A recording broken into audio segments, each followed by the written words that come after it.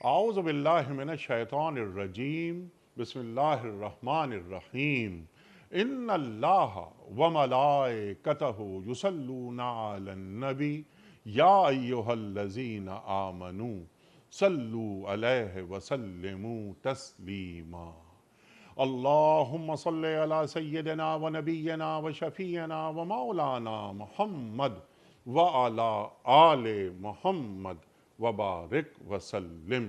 محترم خواتین و حضرات، السلام علیکم۔ پیام صبح کے ساتھ ایک بار پھر حاضر میں ہوں آپ کا میزبان انیق احمد۔ خواتین و حضرات، آج یوم عاشور ہے، 10 محرم۔ خصوصی پروگرام آپ کی خدمت میں ہم پیش کر رہے ہیں۔ کل بھی ہم نے ایک پروگرام آپ کی خدمت میں پیش کیا تھا، تسلسل ہے اسی کا، آگے بڑھا رہے ہیں بات کو، واقعہ کربلا کے حوالے سے گفتگو فرما رہے ہیں ہمارے ملک کے ممتاز علماء۔ خواتین و حضرات، یہ واقعہ کربلا یہ ہم کیوں مناتے ہیں؟ صدیوں سے منا رہے ہیں، غم کو تازہ کرتے ہیں اور قیامت تک یہ ہم غم مناتے رہیں گے۔ خواتین و حضرات، یہ واقعہ کربلا، اس کا مقصد کیا تھا؟ ہم ذرا مقصد پہ بات کروائیں گے کہ امام عالی مقام حضرت امام حسین علیہ السلام اور آپ کا خانوادہ جانیں نظر کر دیں اللہ تعالیٰ کی کبریائی کے لیے، دین کی سربلندی کے لیے۔ خواتین و حضرات، کیا ہو رہا تھا؟ حالات کیا تھے؟ کیا تغیرات رونما ہو رہے تھے کہ امام عالی مقام حضرت امام حسین علیہ السلام نے یہ قدم اٹھایا اور رہتی دنیا تک کی انسانیت کو اپنے عمل سے، اپنی قربانی سے، لازوال قربانی، ایسی قربانی چشم فلک نے نہیں دیکھی، بتا دیا انسانیت کو کہ جب حق و باطل کا معرکہ ہوتا ہے تو حق کے ساتھ کھڑا ہونا پڑتا ہے، اور اس معرکے میں اگر جان بھی چلی جائے تو جان بہت ہی کم قیمت محسوس ہوتی ہے حق کی سربلندی کے لیے، عظمت خداوندی کے سامنے۔ خواتین و حضرات، سیکھیں گے اپنے عہد کے جید علماء سے کہ واقعہ کربلا ہماری قوت کیسے بن سکتا ہے۔ سیکھیں گے کہ حسین منی و انا من حسین۔ بہت سارے پوائنٹس ہیں، وہ بھی گفتگو میں آئیں گے۔ ہم امام عالی مقام حضرت امام حسین علیہ السلام کے سچے غلام کیسے بن سکتے ہیں، یہ بتائیں گے ہمیں محترم ڈاکٹر محسن نقوی صاحب۔ خواتین حضرات، ڈاکٹر محسن نقوی صاحب جانا مانا نام ہمارے ملک کا، ہم اور آپ اچھی طرح واقف ہیں آپ سے، سابق ممبر اسلامی نظریاتی کونسل، اور آپ کے ساتھ تشریف فرما ہیں محترم مولانا شجاع الدین شیخ صاحب۔ شجاع الدین شیخ صاحب ایک اور جانا مانا، محبوب اور مقبول نام ہمارے ملک کا، شاگرد خاص محترم ڈاکٹر اسرار احمد صاحب علیہ الرحمہ، اور خواتین حضرات قاری قرآن محترم قاری محمد اکبر مالکی صاحب، پاکستان کا ایک بڑا نام۔ قاری اکبر مالکی صاحب، آپ کے بڑے شکر گزار، آپ نے وقت نکالا، تشریف لائے۔ قاری صاحب سے گزارش کریں گے سورہ بقرہ کی آیات 153 سے 156 تک کی تلاوت کی سعادت حاصل کریں۔ یا ایھا الذین آمنوا استعینوا بالصبر والصلاۃ ان اللہ مع الصابرین۔ ارشاد۔ أعوذ بالله من الشيطان الرجيم.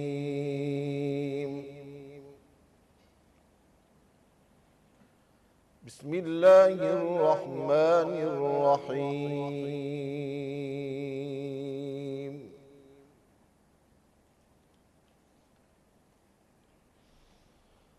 يا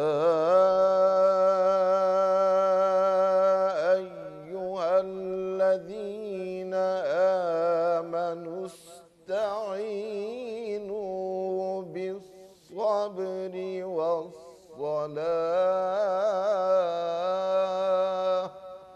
سبحان اللہ، سبحان اللہ، سبحان اللہ، سبحان اللہ۔ إن الله مع الصابرين. سبحان اللہ سبحان اللہ.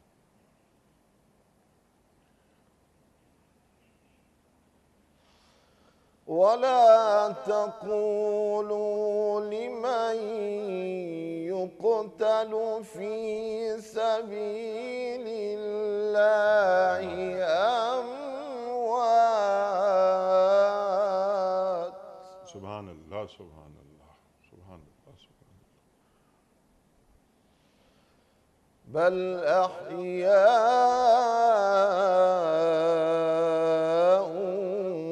ولكن لا تشعرون.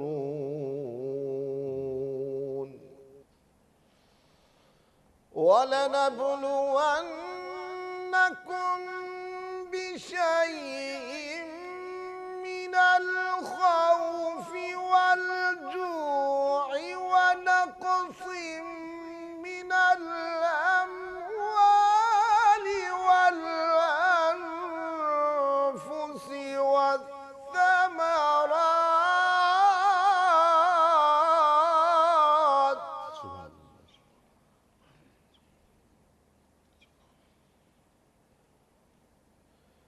وبشر الصابرين.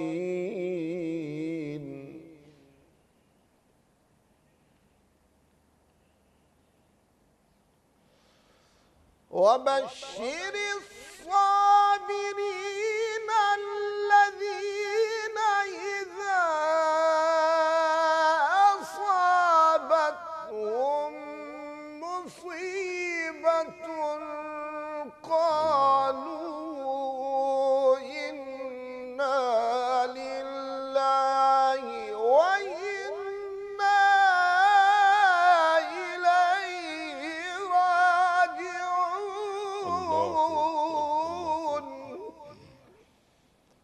اللہ کو سبحان اللہ سبحان وبشر الصابرين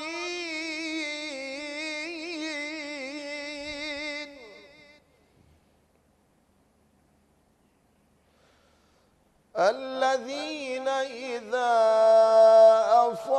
أصابتهم مصيبة قالوا إنا لله. سبحان اللہ سبحان اللہ سبحان اللہ. قالوا إنا لله وإنا إليه راجعون. صدق الله العظيم. جزاک اللہ قاری صاحب. سبحان اللہ سبحان اللہ. قاری اکبر مالکی صاحب نے سورہ بقرہ کی آیات 153 سے 156 تک تلاوت کرنے کی سعادت حاصل کی. ترجمہ پیش کر رہا ہوں. اے لوگو جو ایمان لائے ہو، صبر اور نماز سے مدد لو. اللہ صبر کرنے والوں کے ساتھ ہے. اور جو لوگ اللہ کی راہ میں مارے جائیں انہیں مردہ نہ کہو. ایسے لوگ تو حقیقت میں زندہ ہیں مگر تمہیں ان کی زندگی کا شعور نہیں ہوتا.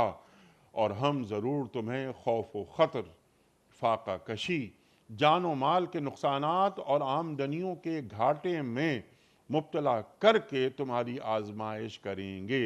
ان حالات میں جو لوگ صبر کریں، جب کوئی مصیبت پڑے تو کہیں کہ ہم اللہ ہی کے ہیں اور اللہ ہی کی طرف ہمیں پلٹ کر جانا ہے، انہیں خوشخبری دے دو. صدق اللہ العظیم. ڈاکٹر صاحب ارشاد فرمائیے.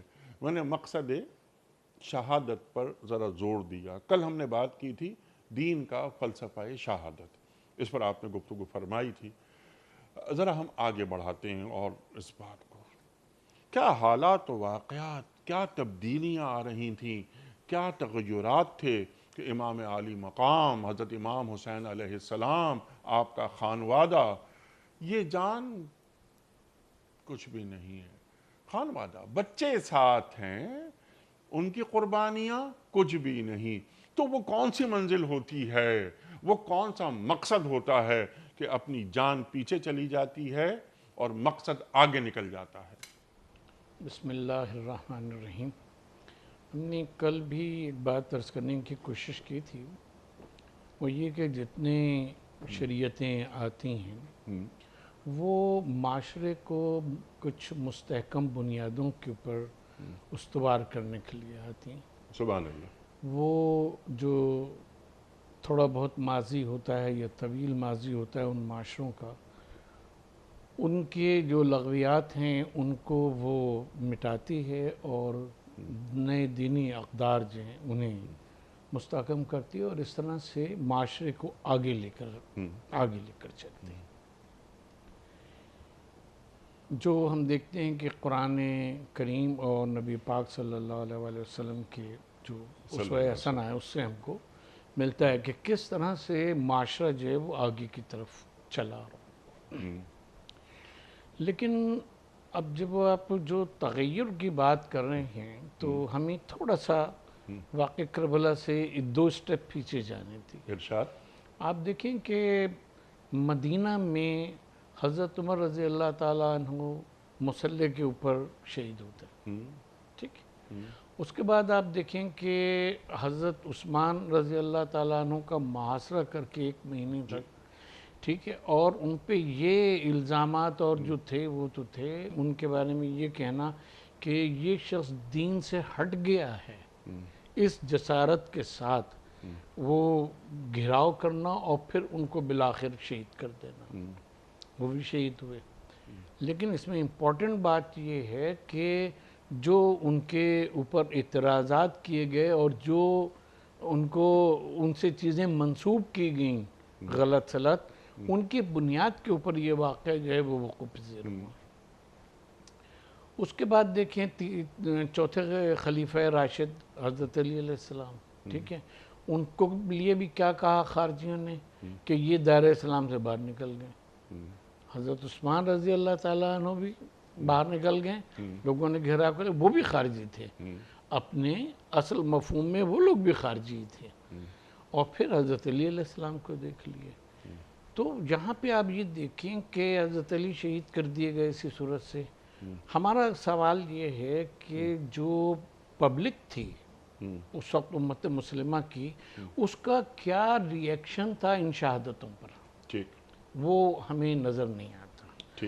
اس کی وجہ یہ ہے کہ اسلامی اقدار کی کمزوری اور یہ کہ اس اہمیت کا احساس کرنا کہ جو خلافت علی منہاج النبوت کے اس پہ جو بیٹھا ہوا ہے خلیفہ، اس کی کیا اہمیت ہے اور اس کے خلاف ہم کیا قیام کر سکتے ہیں نہیں کر سکتے، نہ کہ اس کو ان حضرات کو خارج از اسلام قرار دے دینا، اس سے بڑی تو جرت نہیں ہو سکتی۔ ٹھیک ہے، جو بات آپ نے فرمائی ڈاکٹر صاحب، اب یہ کہ انسانی رویے کمپرومائزنگ سچویشن ہو جاتی ہے، عوام الناس ان پر گفتگو سے قبل جیسے حالات و واقعات تھے نا، تغیرات کی جو بات کی، انسانی بادشاہت کا آغاز ہو گیا، امر بالمعروف وہ پیچھے چلا گیا، نہی عن المنکر وہ پیچھے چلا گیا، انسانی مساوات ختم ہو رہی ہیں، عیش و عشرت میں مبتلا ہو گئے بڑے، بیت المال کا بے دریغ استعمال وغیرہ وغیرہ،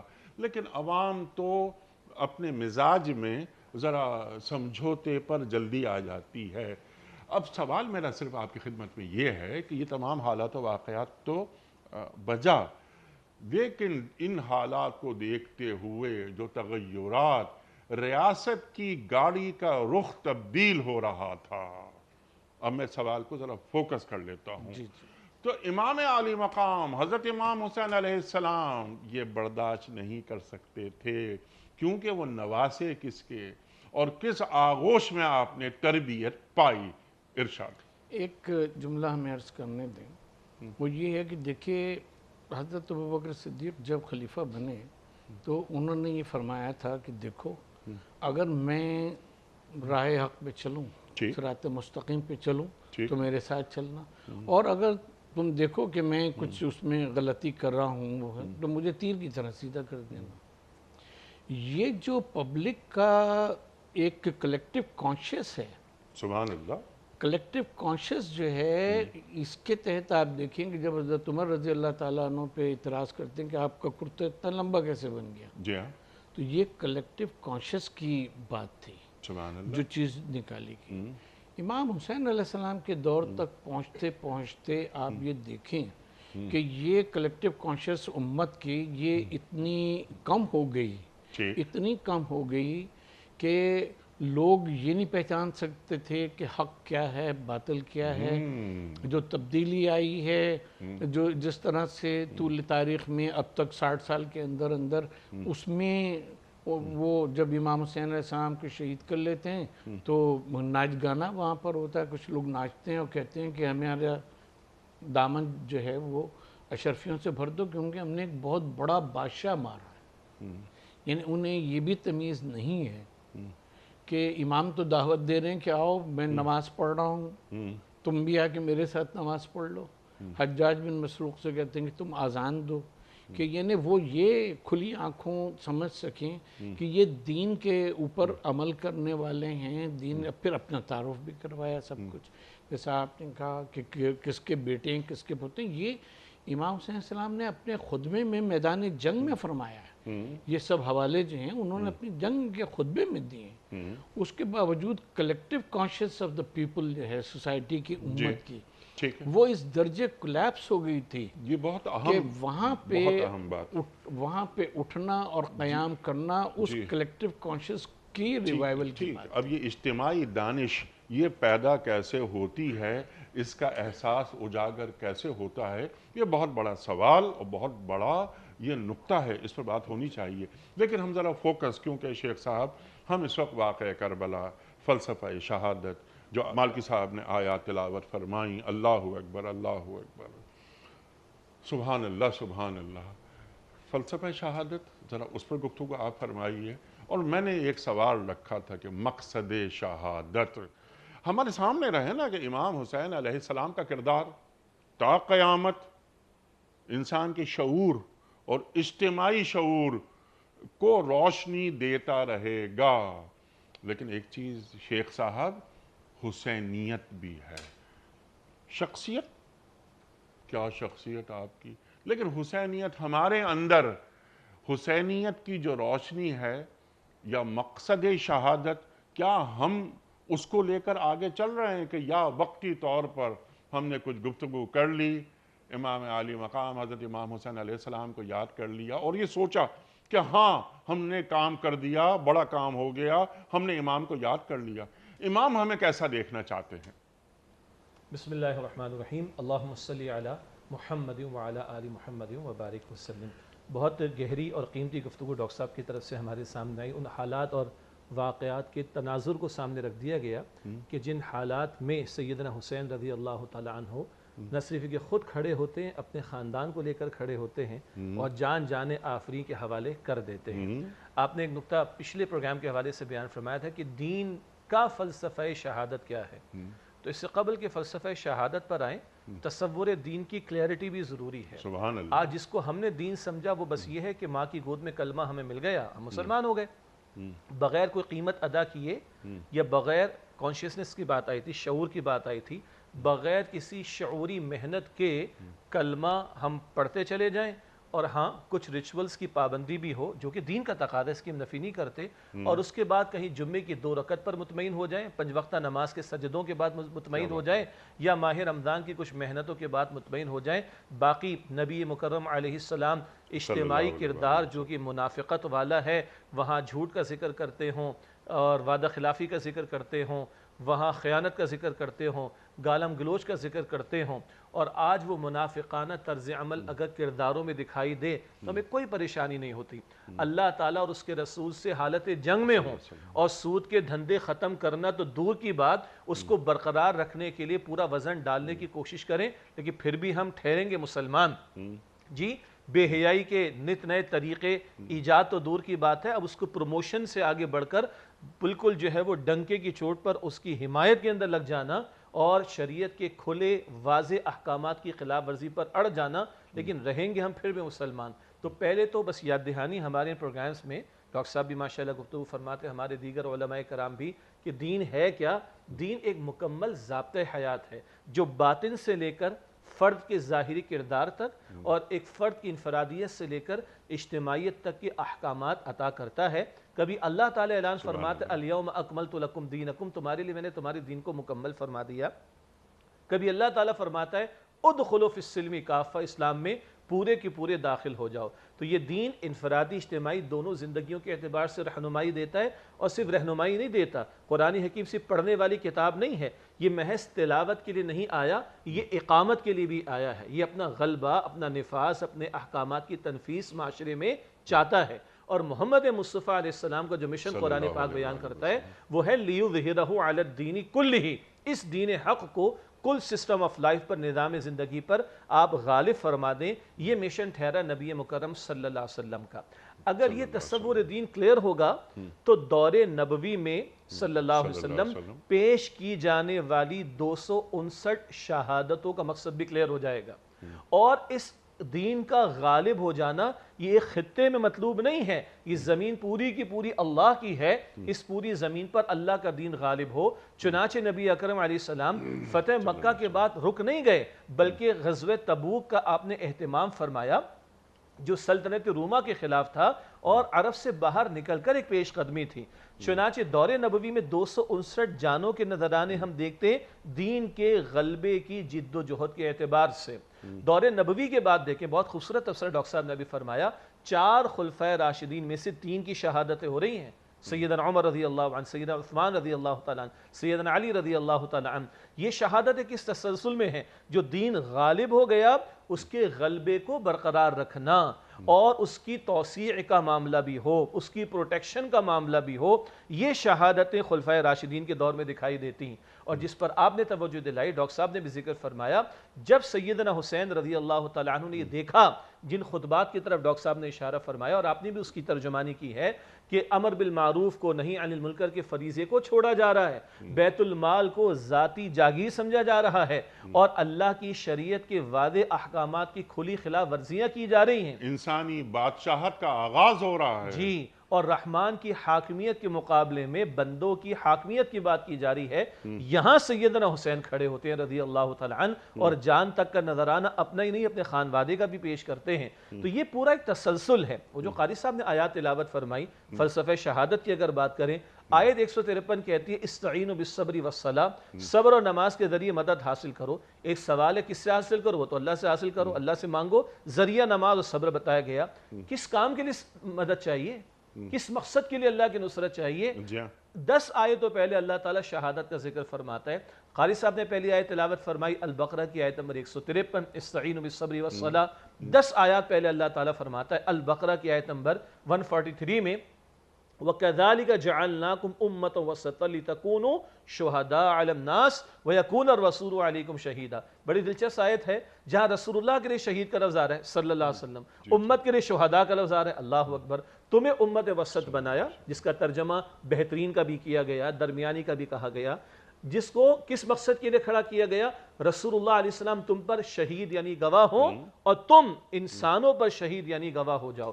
تو محمد مصطفیٰ صلی اللہ علیہ وسلم نے اپنے قول سے بھی گواہی پیش کی ہے اللہ کے دین کی، اپنے ذاتی کردار سے بھی گواہی پیش کی ہے اللہ کے دین کی، اور ایک اجتماعی جد و جہد برپا فرما کر دین حق کو غالب کر کے گواہی انسانیت کے سامنے پیش کی ہے۔ یہ اللہ تعالیٰ کا دین ہے۔ تو قول کی گواہی، کردار کی گواہی اور ایک اجتماعی جد و جہد کی گواہی یہ حضور نے دی ہے صلی اللہ علیہ وسلم۔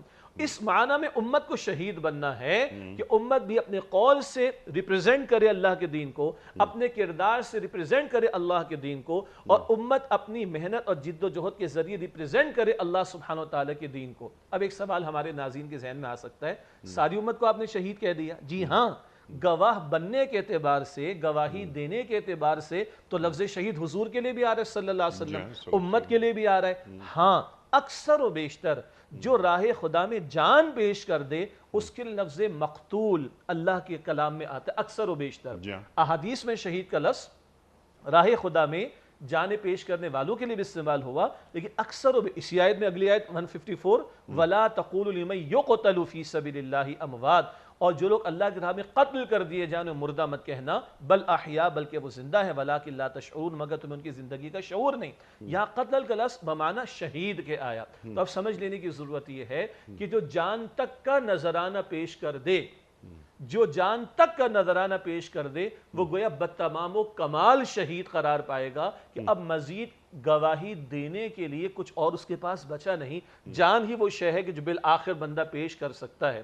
اور یہاں ایک اور ذکر میں کروں، اللہ کے پیغمبر علیہ السلام نے اپنی خواہش کا اظہار کیا کہ اللہ کی قسم جس کے ہاتھ میں محمد مصطفیٰ علیہ السلام کی جان ہے، میری تمنا ہے ان اقتل فی سبیل اللہ، یہاں بھی قتل کا لفظ حدیث میں ہے کہ میں اللہ کی راہ میں قتل یعنی شہید کر دیا جاؤں، پھر مجھے زندہ کیا جائے، پھر شہید کیا جاؤں، پھر زندہ کیا جائے، پھر شہید کیا جاؤں، یعنی شہادت بتمام و کمال والی کہ جان تک کا نذرانہ پیش ہو جائے۔ یہ اتنا بڑا رتبہ کہ اللہ کے پیغمبر علیہ السلام نے تمنا رکھی ہے، اور اللہ کے پیغمبر علیہ السلام کے اگر تربیت یافتہ ہیں اور داماد ہیں سیدنا علی رضی اللہ تعالیٰ عنہ، تو ان کو بھی یہ رتبہ میسر آ رہا ہے۔ اور سیدنا حسین کی آج ہم بات کر رہے ہیں تو وہ حضور کے خاندانے سے تعلق رکھتے ہیں، انہوں نے بھی جان تک کا نذرانہ پیش کیا۔ ہاں، ابھی ہم نے سوسائٹی کے کلیکٹیو کانشیس لیول کی بھی بات کی تھی۔ یہاں یاد رہے کہ عظیمت اور رخصت میں کچھ فرق کیا جاتا ہے، لیکن کوئی تو صاحب عظیمت ہو، اور صاحب عظیمت اگر خاندان رسول سے نہ اٹھتا تو کہاں سے اٹھتا؟ اور قیامت تک کے لیے عظیمت کے راستے پر چلنے کے لیے پھر ترغیب و تشویق کہاں سے ملتی؟ تو یہ یعنی بالکل اول درجے میں لازم بھی تھا کہ خاندان رسول سے ایک فرد کھڑا ہو اور وہ جان تک کا نذرانہ پیش کرے اور عظیمت کی داستان رقم کرے، تاکہ بعد میں آنے والے اہل ایمان کو وہاں سے اس مینار سے روشنی میسر آئے اور وہ دین کے لیے کھڑے ہونے اور گواہی دینے اور شہادت کے فریضے کو انجام دینے کی کوشش کریں۔ سبحان اللہ، سبحان اللہ، سبحان اللہ، سبحان اللہ۔ نواز رسول صلی اللہ علیہ وآلہ وسلم، اس خاندان سے اٹھنا تھا۔ مثلی لا یبایو مثلا، کیا مجھ جیسا تجھ جیسے کی بیعت کرے گا؟ اللہ اکبر، اللہ اکبر۔ امام عالی مقام حضرت امام حسین علیہ السلام، جن کے سامنے قرآن کریم کی آیات نازل ہو رہی ہیں، وہ گھر میں موجود ہیں۔ ڈاکٹر صاحب، امام عالی مقام حضرت امام حسین علیہ السلام کا یہی کردار ہونا چاہیے تھا۔ اللہ اکبر۔ اور کوئی یعنی جو مقصد شہادت، کیا کوئی اقتدار کا حصول؟ اقتدار ٹھوکر پر ہے۔ اللہ اکبر۔ آپ نے بات کی اجتماعی دانش کی، کلیکٹیو کانشیس کی بات کی آپ نے۔ اللہ اکبر۔ اس کو پیدا کرنا ہمیں چاہیے، مجموعی طور پر یہ امت کی ذمہ داری ہے۔ اس کو اگر میں سوال بنا کے رکھوں آپ کے سامنے، امام عالی مقام حضرت امام حسین علیہ السلام امت میں کون سا شعور پیدا کرنا چاہ رہے تھے اپنے عمل کے ذریعے، یا کون سی روح بیدار کرنا چاہتے تھے؟ واقع کربلا نے بہت سے مسلمانوں کے مسائل کا حل پیش کیا، ٹھیک ہے۔ اس میں سب سے جو بہت ساری باتیں ہیں، ان میں ایک بات یہ ہے کہ جب اجتماعی شعور ملت کا، امت کا جو ہے وہ سپریس ہونے لگے، بیٹھنے لگے، تو اس وقت ضرور کھڑے ہو کے اور اس کے لیے استقامت دین کے لیے اس کے لیے کھڑا ہونا چاہیے، سبحان اللہ، تاکہ دین کے ماننے والے جو ہیں ان کو ایک اس سے مہمیز ملے اور وہ پھر دین کے قیام کے اور اس کے لیے وہ کام کریں۔ دوسری جو چیز یہ مسئلہ حل کرتی ہے، یہ واقع کربلا حل کرتا ہے، وہ یہ کہ ابھی مولانا شجاع صاحب نے عظیمت اور رخصت کی بات کی، تو ہم یہ دیکھتے ہیں کہ واقع کربلا جو راستے میں جو کچھ ہوا وہ سب ایک طرف رکھ دیں، جو 7 تاریخ سے کربلا میں ہوا ہے، 7 سے اور شہادت امام علی مقام تک، جی، اس میں کوئی بھی ایک موقع ایسا نہیں ہے کہ جہاں دین کے کسی چھوٹے سے چھوٹے حکم کو بھی نظر انداز کیا گیا ہو اور اس کے اوپر عمل نہ کیا گیا، سبحان اللہ، اس پہ عمل نہ کیا گیا ہو۔ سبحان اللہ۔ اچھا، پیاس ہے، پیاس اپنی جگہ کے اوپر ہے، لیکن چھین کے چھیننا نہیں ہے، حملہ نہیں کرنا، قبضہ نہیں کرنا کہ ہم قبضہ کر لیں گے۔ کہتے ہیں امام حسین علیہ السلام جاؤ پانی لے آؤ، لیکن یہ نہیں کہتے کہ پانی لے آنا تو پہرا دینا کہ وہ لشکر مخالف جو ہے وہ پانی نہ بھر سکے۔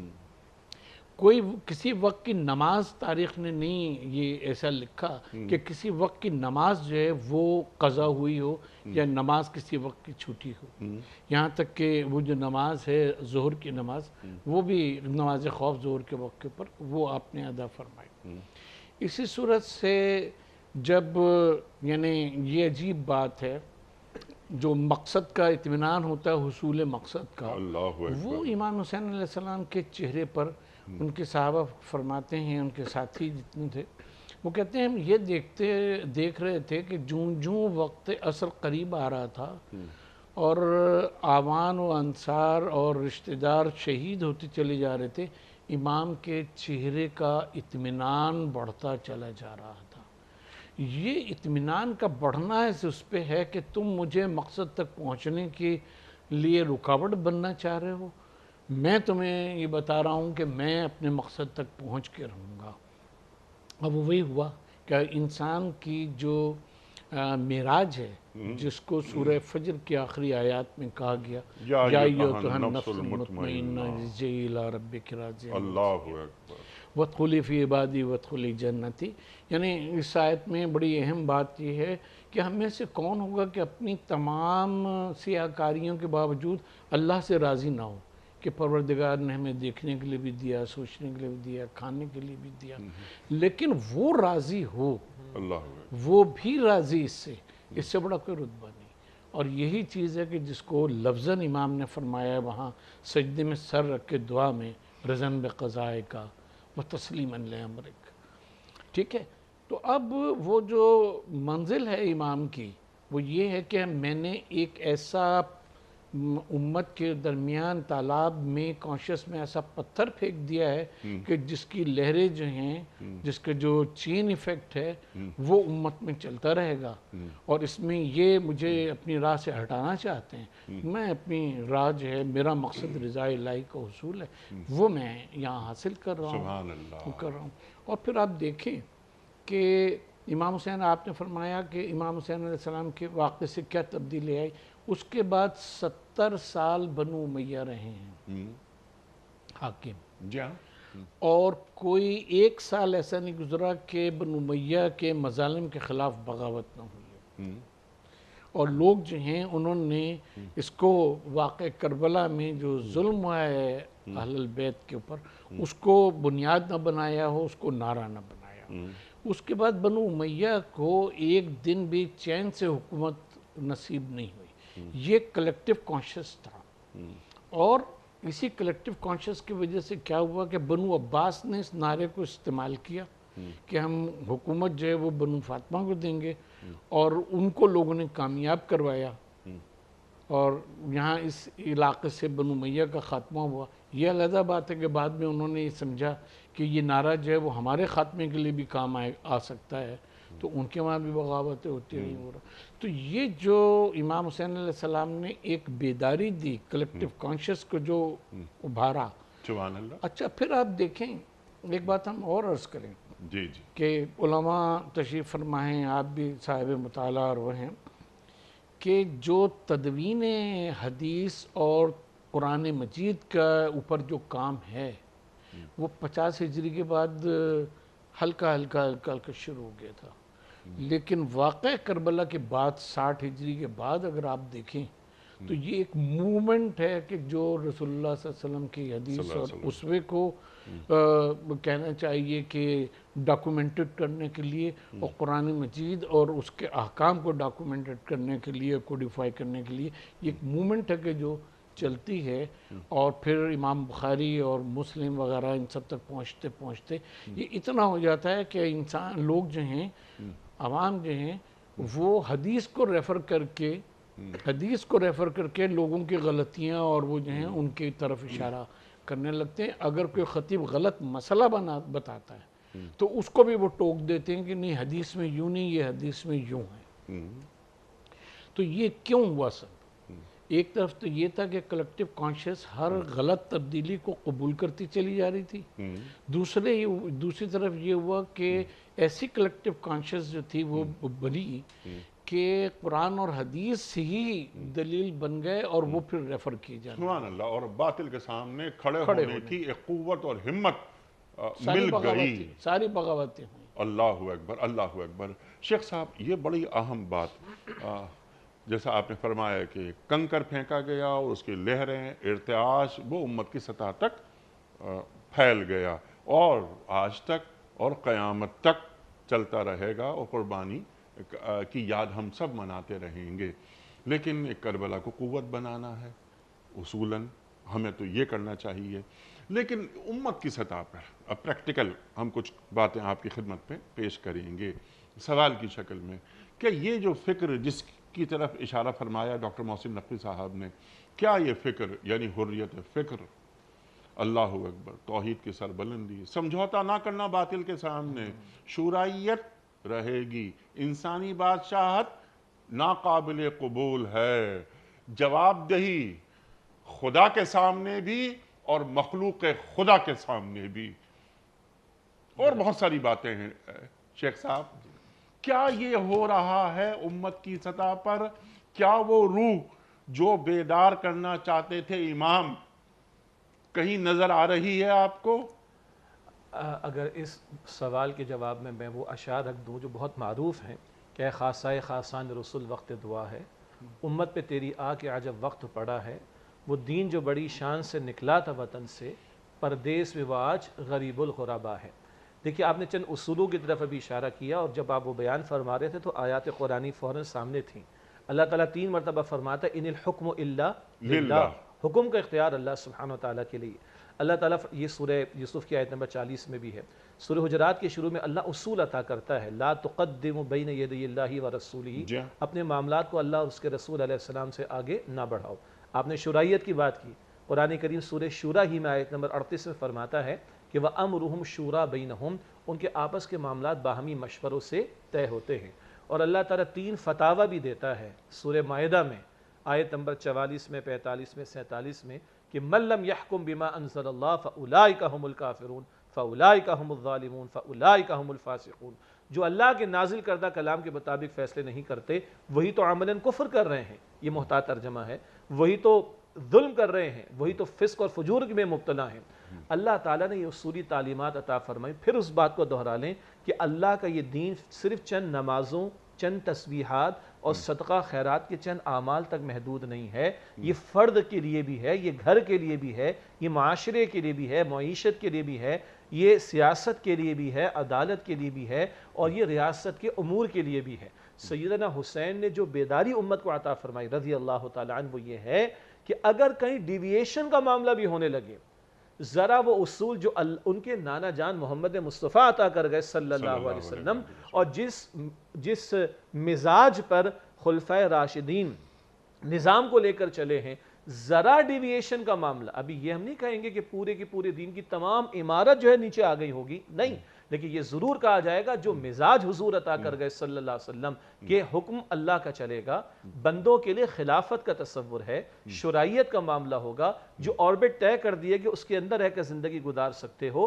اپنے معاملات کے اندر اپنے معاملات کو طے کرتے ہوئے اللہ اور اس کے رسول کے احکامات سے آگے نہیں جا سکتے. اور یہی وہ جو خطبات کی طرف اشارہ ہوا جو سیدنا حسین نے فرمایا کہ جو حکم امت کو دیا گیا وہ امر بالمعروف کا نہیں عن المنکر کا، وہ فریضہ انجام نہیں دیا جا رہا. جو حکمرانی کرنے والے ہیں ان کے پاس عوام اور عوام کی اثاثے کہیں یا ریاست کے اثاثے کہیں، وہ ایک امانت ہے، اس میں خیانت کی جا رہی ہے، اللہ کی حدود کو پامال کیا جا رہا ہے. اور کیا میں خاموش رہ سکتا ہوں؟ میں اس کو برداشت کر سکتا ہوں؟ کیا میں اس پہ بالکل کوئی انگلی نہ اٹھاؤں؟ تو ان جرائم پر خاموش رہنا خود اپنی جگہ ایک جرم ہے. اور پھر سیدنا حسین رضی اللہ تعالیٰ نے مجھے وہ حدیث یاد دلا دی، حدیث سنائی رسول اللہ علیہ السلام کی کہ لوگوں تم لازماً نیکی کا حکم دو گے اور تم لازماً بدی سے روکو گے، اور اگر تم یہ فریضہ چھوڑ دو گے تو اندیشہ ہے کہ تم پر اللہ تعالیٰ کا عذاب آئے گا، اور تم دعائیں کرو گے تمہاری دعائیں قبول نہیں ہوں گی. آج مجھے بتائیے 2 ارب مسلمانوں کی تعداد ہے کم و بیش، دنیا کا ہر چوتھا 5واں شخص مسلمان ہے، 57 سے کم و بیش ہمارے پاس مسلم ریاستیں ہیں. یہ اسلامی ریاستیں نہیں ہیں، یہ مسلمانوں کی ریاستیں ہیں. اسلام کدھر ہے یہاں پر؟ وہ جو نام پر اسلام کے ملک حاصل کیے بیٹھے، ہم اللہ اور اس کے رسول سے جنگ ختم کرنے کے لیے تیار ہونے کے لیے تیار نہیں، سود کے دھندوں کو ختم کرنے اور چھوڑنے کے لیے تیار نہیں. عرض کر رہا ہوں دوبارہ، تم دعائیں کرو گے تمہاری دعائیں قبول نہیں ہوں گی، کیا حج کے موقع پر چلیے 9 لاکھ لوگوں نے اس دفعہ حج کیا، کیا دعاؤں میں کوئی کمی تھی وہاں پر؟ عرفات میں دعاؤں کی کوئی کمی تھی؟ آج آپ کے میرے ملک میں کروڑوں مسلمان جو ہے وہ جمعے کی نماز میں آتا ہے، جمعے میں تو آئے جاتے ہیں، وہ دعاؤں کی کمی ہے، لیکن مسئلہ کیا ہے؟ مسئلہ ہے کہ وہ فریضہ ہم نے چھوڑا ہوا ہے، جس فریضے کی یاد دہانی اور جس فریضے کے جاری رکھنے اور جس فریضے کی طرف امت کو متوجہ کرنے کے لیے سیدنا حسین نے جان تک پیش کر دی، معلوم ہوا کہ احساس فرض کس شے کا نام ہے، اور یہ فرض اتنا بڑا ذمہ داری کا معاملہ ہے کہ اس کے ادا کرنا تو ایک بڑی بات ہے، وہ تو امت ادا کرے، اس کے ادا کرنے کی طرف متوجہ کرنے کے لیے اگر حسین کی جان بھی چلی جائے تو جان جائے، جان افری کے حوالے چلی جائے ہو جائے، لیکن فریضے کی یاد دہانی رہے اور فریضے کے ادا کرنے کے اندر امت اپنا حصہ ڈالے۔ ڈاکٹر صاحب نے بہت خوبصورت بات یہ بھی بیان فرمائی کہ آج ہم بھی دور زوال سے گزر رہے ہیں اور بڑے بڑے منکرات خاموشی ہے، چہروں کا رنگ بھی بدلتا نہیں، سکون سے پیر پھیلا کر سو بھی جاتے ہیں۔ ایسے میں واقعہ کربلا اور ایسے میں سیدنا حسین رضی اللہ تعالیٰ عنہ کا عظیمت پر مبنی کردار اور اسوہ اور رویہ اور جان تک کا نظرانہ، یہ آج ہمیں بیداری کے لیے ایک بہت بڑی ریسورس ہے جو اللہ تعالیٰ عطا فرمایا۔ ٹھیک ہے، یہ سبحان اللہ یہ ریسورس ہے جو اللہ تعالیٰ نے ہمیں عطا کر دی۔ ہر سال شیخ صاحب اور ڈاکٹر صاحب ہم یہ باتیں کرتے ہیں، یعنی صدیاں گزر گئیں، یعنی کون اس قربانی سے انکار کر سکتا ہے، لیکن جب عمل کا وقت آیا نکل کر خانقاہوں سے ادا کر رسم شبیری۔ ابھی آپ نے ایک بات کی تھی بیداری کی بات، کہ امت میں بیداری کی لہر اور بیداری کی روح امام عالی مقام حضرت امام حسین علیہ السلام نے بیدار کر دی۔ اب بیدار انسان کو بیدار تو ہو لینے دو، ہر قوم پکارے گی ہمارے ہیں حسین، آخر یہ انسان بیدار کب ہوگا؟ یہاں ہم بات مختصراً یہ کریں کہ ہوتا یہ ہے کہ ادیان کے ساتھ بھی یہ ہوا، خود ہمارے دین اسلام کے ساتھ بھی یہ ہوا، اور گویا کہ امام حسین علیہ السلام یا اور دیگر اکابرین جن کی شہادت ہوئی، ان سب کے ساتھ یہ بات ہوئی کہ یہ چیزیں منانے کے لیے رہ گئی۔ ٹھیک ہے، یہ ایک دعوت عمل تھی جس کو ہم نے جس طرح سے کوئی عید مناتا ہے اور فیسٹیولز مناتے ہیں وہ کرتے ہیں، اسی صورت سے کچھ غم منانا جو ہے، شہدائے احد کا غم منا لیں، بدر کا دن ہے آج بدر کی یاد منا لیں، ٹھیک ہے، خندق کا دن ہے خندق کی یاد منا لیں، عاشورہ ہے عاشورے کی یاد منا لیں۔ تو جب یہ یاد منانا ہے رہ جاتا ہے، ایک انسٹیٹیوٹ بن جاتا ہے، انسٹیٹیوشن بن جاتا ہے منانے کا۔ ٹھیک ہے، تو پھر حسین رہتے ہیں، حسینیت ختم ہو جاتی ہے۔ تو حسینیت کیا ہے جس کو لے کر آگے چلنا ہے؟ اور جب اس درجے سے اوپر جا کے کہ ہم یہ سمجھیں کہ اس دن کی اہمیت ہی اس شہادت کی وجہ سے ہے، ٹھیک، اس شہادت کی وجہ سے جو دی گئی، یا ان شہادتوں کی وجہ سے ہے کہ جو نبی پاک صلی اللہ علیہ وسلم کے زمانے میں اور اس کے بعد اسلام کی سربلندی کے لیے دی گئی، یا اہل بیت علیہ السلام نے جو قربانیاں دیں، تو وہ بنیاد اس کا جو فلسفہ ہے وہ اس کو منانا نہیں ہے، بلکہ اس کو اپنے عملی زندگی میں اس کا اظہار ہے، پرتو کر کے اور پھر اس کے مطابق عمل کرنا ہے۔ یہ چیزیں جو ہیں یہ صرف منانے کے لیے نہیں کہی گئیں، دی گئیں، یہ ایونٹس جو ہیں یہ اس طرح ایونٹس نہیں ہیں جن کو ایونٹس بنا لیا گیا، بلکہ یہ ایک عملی دعوت اور قوت ہے کہ جس کو حاصل کر کے اور معاشرے میں وہ کرنا۔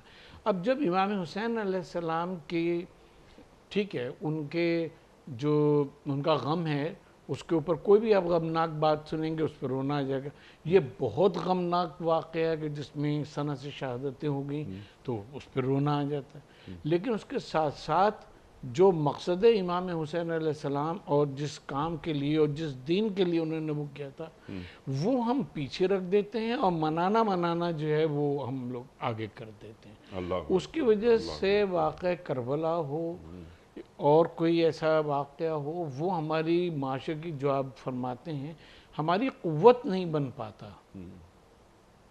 ہماری قوت نہیں وہ بن پاتا۔ ایک ذاکر کو ہم سن رہے تھے اور انہوں نے جب مصائب کا وہ شروع کیا تو لوگ گردنیں نیچے کر کے وہ رونے لگے، جو ہوتا ہے، تو اس پہ انہوں نے ایک بات کہی جو ہمیں بڑی پسند آئی. انہوں نے کہا کہ نیچے گردنیں کر کے غلام روتے ہیں اپنی مشکلوں پر. جو حق کی راہ میں وہ ہوتا ہے نا، اس پہ اگر مصیبت پڑے اور وہ ہو تو وہ گردن اونچی کر کے جو ہے وہ کرتا ہے تاکہ لوگ دیکھیں کہ کیا حق کے ماننے والوں پہ کیا ہو رہا سبحان ہے. اللہ. اور وہ گردن اپنی اس وقت نہیں جھکایا کرتا. یہ مصرع لکھ دیا کہ شوخ نے محراب مسجد پر یہ نادا گر گئے سجدے میں جب وقت قیام آیا. جب وقت قیام ہوتا ہے. بالکل بالکل یہ بات ہے. اس طرح سے واقع کربلا جو ہے وہ گویا اس کی روح جو ہے وہ پلٹ گئی. بالکل وہ چیز ہی نہیں رہی کہ آپ گردن اٹھا کے آپ کو چلنا ہے. اس میں اگر مصیبت ہو پڑے 2 آنسو نکل آئیں فبیہا، کوئی مسئلہ نہیں. ٹھیک. لیکن یہ کہ آپ سنیں اور پھر گردن جھکا کے اس طرح سے روئیں جیسے غلام کے اوپر کوڑے برس رہے ہوں، یہ حسین نے نہیں سکھایا. اللہ حسین نے یہ سکھایا ہے کہ کوئی بھی ہو، ہاں. کوئی بھی حالات ہو، دین کے لیے گردن وہ کر کے اپنے آپ کو کھڑا کر کے قیام کر کے آپ کو دین کو لے کر. ایسا نہ ہو کہ عجیب تیری سیاست، عجیب تیرا نظام، یزید سے بھی مراسم، حسین کو بھی سلام. ایسا نہ ہو. حقیقت ابدی ہے مقام شبیری، بدلتے رہتے ہیں انداز کوفی و شامی. لیکن اقبال نے کہا، اور کیا سبحان اللہ سبحان اللہ جو آپ بات فرما رہے تھے کہ قافلہ حجاز میں ایک حسین بھی نہیں، گرچہ ہیں اب بھی تابدار گیسوئے دجلہ و فرات. تو یہ غم قوت بننا چاہیے. یہ غم ہم مناتے رہیں گے قیامت تک. لیکن کیا اچھی بات آپ نے فرمائی کہ گردن کو جھکا کر اور گردن نیچی کر کے آنسو بہا کر نہیں. امام عالی مقام باطل کے سامنے ڈٹ گئے. اور ایک چھوٹا سا جملہ، حسین ہیں یزید تھا، یہ فرق ہے. ارشاد. آپ کی اجازت جی سے جی آپ ڈاکٹر صاحب نے بہت خوبصورت تبصرہ فرمایا غم منانے کے حوالے سے. ٹھیک. ایک اجازت سے میں آپ کی بات عرض کرتا ہوں. سیدنا حسین کے غم کو اپنا غم بنانے کی ضرورت ہے. جی ہاں. سیدنا حسین کے غم کو، غم سے کیا مراد؟ اللہ کی شریعت پامال ہوگی، اللہ کے احکامات ٹوٹیں گے، میرے نانا جان کا لایا ہوا دین اس پر آنچ آئے گی، ان احکام کی خلاف ورزی کی جائے گی. یہ غم ہے حسین کا غم رضی اللہ تعالی عنہ. تو منانے سے آگے بڑھ کر جو حسینیت ہے وہ ان کے غم کو اپنا غم بنانا. یہ غم محمد رسول اللہ کا تھا جو راتوں کو اللہ کے سامنے روتے لیکن دن میں صحابہ کرام گھوڑے کی پشت پر سوار ہوا کرتے تھے. یہ غم حضور کو کبھی طائف لے جاتا ہے، کبھی ہجرت کرا دیتا ہے، کبھی احد میں کھڑا کرتا ہے، کبھی تبوک میں بھی لے جاتا ہے. اس غم کو خلفائے راشدین نے جاری رکھا، اسی غم کو سیدنا حسین نے جاری رکھا، ان کے خانوادے نے جاری رکھا. اس غم کو، اس فکر کو اپنا غم اور فکر بنانا، اصل میں یہ حسینیت ہے. اور باقی منانے کا ذکر ڈاکٹر صاحب فرما چکے ہیں. جی سبحان اللہ سبحان اللہ سبحان دین اللہ. پہ عمل نہ ہونا سب سے بڑا غم ہے. سبحان اللہ. جی جو حسین کا غم جس کی طرف مولانا اشارہ فرمایا. جی سبحان اللہ اور سبحان اللہ. یہی غم ہمارے پاس نہیں ہے کہ دین پہ عمل نہیں ہو رہا. اللہ ہاں یہ بے عمل غم ہے. اللہ حسین کو تو غم اسی پہ تھا کہ دین پہ عمل نہیں ہو رہا ہے. سبحان اللہ سبحان اللہ. تو وہ جو اقدار کی، دینی اقدار کی جو پامالی، یہ ناقابل قبول ہے. محسن نقوی صاحب میں آپ کا بڑا شکر گزار. شیخ صاحب آپ کا بڑا ممنون. آپ دونوں حضرات تشریف لائے اور آپ سے ہم نے حسب روایت بہت سیکھا. قاری اکبر مالکی صاحب بڑا شکر گزار. خواتین حضرات، آج یہ خصوصی پروگرام ہم نے واقعہ کربلا کے حوالے سے، یوم عاشور کے حوالے سے آپ کی خدمت میں پیش کیا. خواجہ معین الدین چشتی اجمیری رحمۃ اللہ علیہ کے قطعے پر اپنے پروگرام کا اختتام کرتے ہیں کہ شاہ ہست حسین، بادشاہ ہست حسین، دی ہست حسین، دی پناہ ہست حسین، سرداد نداد دست در دست یزید، حقہ کے بنا لا الہ ہست حسین.